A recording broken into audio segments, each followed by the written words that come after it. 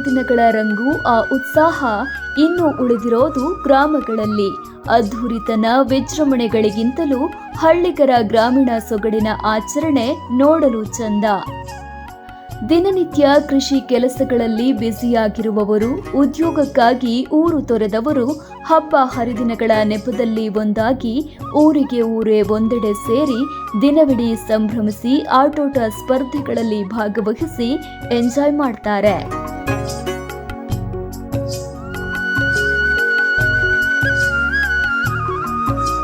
ದೇಶಾದ್ಯಂತ ಬಲು ವಿಜೃಂಭಣೆಯಿಂದ ಆಚರಿಸುವ ಹಬ್ಬ ಶ್ರೀಕೃಷ್ಣ ಜನ್ಮಾಷ್ಟಮಿಯನ್ನ ಕರಾವಳಿ ಭಾಗದಲ್ಲಿ ಮತ್ತಷ್ಟು ಸಂಭ್ರಮದಿಂದ ಆಚರಿಸಲಾಗುತ್ತೆ.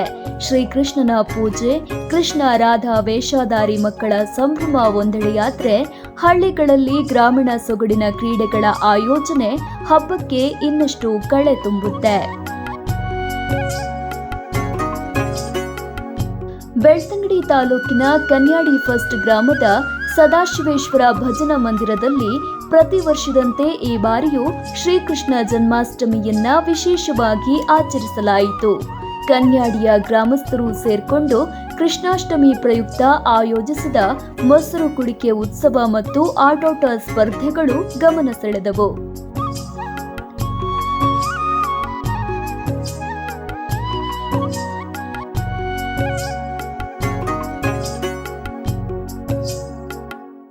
ಕೈಯಲ್ಲಿ ಮೊಬೈಲ್ ಬಂದ ಮೇಲೆ ದೇಶಿ ಕ್ರೀಡೆಗಳು ಕಣ್ಮರೆಯಾಗುತ್ತಿರುವ ದಿನಗಳಲ್ಲಿ ಹಳ್ಳಿಗಳಲ್ಲಿ ಇನ್ನೂ ಗ್ರಾಮೀಣ ಸೊಗಡು ಜೀವಂತವಾಗಿದೆ ಅನ್ನೋದಕ್ಕೆ ಕನ್ಯಾಡಿ ಗ್ರಾಮ ಸಾಕ್ಷಿಯಾಯಿತು.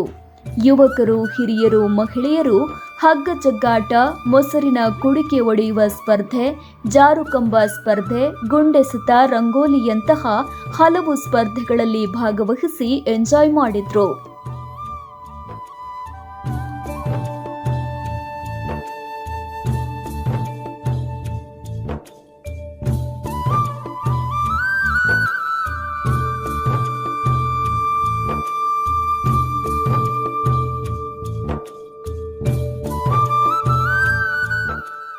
ಒಟ್ನಲ್ಲಿ ಯಾವಾಗಲೂ ತಮ್ಮ ಕೆಲಸ ಕಾರ್ಯಗಳಲ್ಲಿ ಬ್ಯುಸಿ ಇರುವ ಹಳ್ಳಿಗರು ಕೃಷ್ಣಾಷ್ಟಮಿ ಪ್ರಯುಕ್ತ ಆಯೋಜಿಸಲಾದ ಆಟೋಟ ಸ್ಪರ್ಧೆಗಳಲ್ಲಿ ಭಾಗವಹಿಸಿ ಎಂಜಾಯ್ ಮಾಡಿದ್ರು.